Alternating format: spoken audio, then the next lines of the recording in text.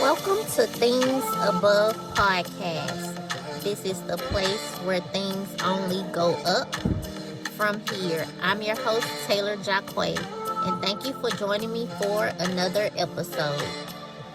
If this is your first time, I want to say welcome. I encourage you to listen to some of the other episodes to get the encouragement that you need. And kindly, after any episode that you listen to, please leave me a review. Thank you, and it's greatly appreciated. Without further ado, let's get into today's message. So, I've been exploring the topic of pride and how it can be subtle and sneaky. It can watch you from the shadows like a lion ready to pounce on its prey.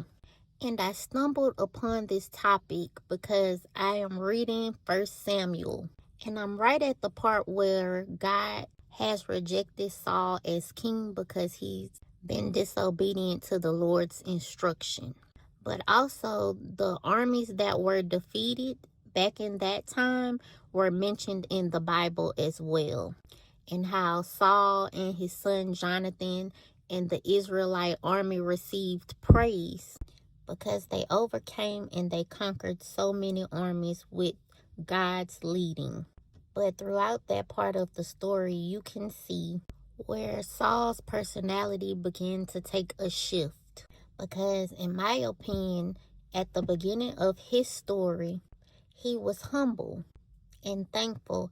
And as time went on, you can see where pride may have crept in. So as we all know, many are called, but few are chosen. That chosen word is a dangerous word because everyone wants to be chosen, accepted, received by an audience. And I find when I have gotten that type of reception in my life from others, I was very proud of the position God allowed me to be in. But if you get so much praise, it becomes a poison because validation is addictive. Think about it. Have you ever been in a season in your life where you were elevated and it seemed like you were so high off the ground? You feel like you've become God's right-hand man or right-hand woman, and nobody can tell you anything. And the pride becomes so great, you begin to think that you are the exception to the rules. Now, if you haven't been there before, I get it. But I can say for myself, I've been there. And pride can take you to some high places because it is often mistaken for favor. Now, don't get me wrong. It's okay to express gratitude and to feel blessed. But just like we have those seasons where we are up, we also will have them where we are down. And we also will have them where we're on middle ground. I can give you another story as an example. Let's talk about the fall of Lucifer briefly. As we know, Lucifer thought he was the end-all, be-all.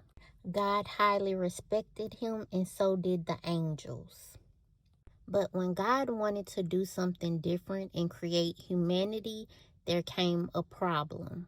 He thinks that humanity is beneath him and that man should not have dominion over anything because this new creation would take attention off of him.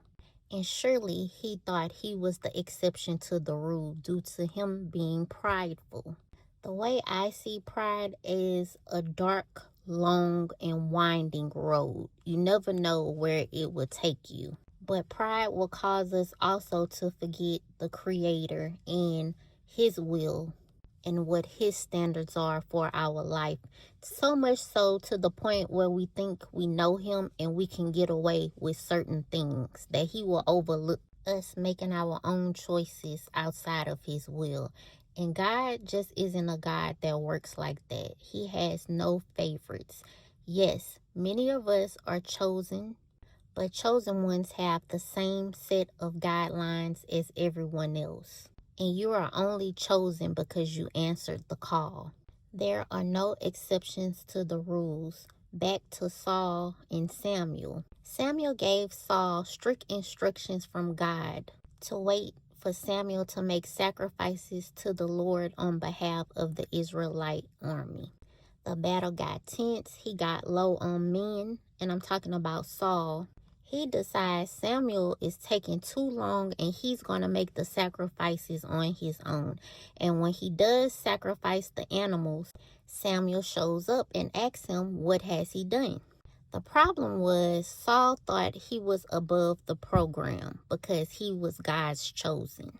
I know there was somewhere deep down inside of him that said, surely it will be okay because God handpicked me to be king over Israel. I'm just as special as Samuel, and he will hear my prayers and receive my sacrifices just as good as he would Samuel's. I believe this was a strict test of obedience for Saul, and he failed miserably. Not one time, but he messed up multiple times, and then he threw a temper tantrum with trying to kill the next appointed king, David, in a rage and fit of jealousy because the throne had been taken away from him after numerous warnings from being disobedient. If God gives us instruction and he tells us to do something, we must get it done the way he wants it done. There is no favorites. There are no exceptions to the rules. Exceptions are common in the rules of man. But with God, we can't look at it that way. His yes is his yes and his no is his no. There is no in between with him. And another point, we shouldn't look at favor as if we are overly special. We should look at favor as a tool of God that gets us where he wants us to go. And along the path of favor, there are perks. But receiving that, we shouldn't take it lightly, and it shouldn't make us turn prideful, because there is always a way to be knocked down off of your high horse and to be humbled. Before I conclude today's episode, I want to share with y'all today's Bible scripture of focus. In fact, I'll share two. The first one is Proverbs 16:18 verse, and it states, pride goes before destruction and a haughty spirit before a fall. And the next one is James 4:6, and it states, God opposes the proud but gives grace to the humble. This is something to remember. No matter how high up you go, always stay low. Because just as quickly as you elevate, you can fall faster. And none of us are above the rules. Whatever God has set in place in his word, that's what it will be. Nothing more or nothing less. Well, I hope y'all enjoyed today's episode. This is Things Above Podcast, the place where things only go up from here. I'm your host, Taylar. Until next time.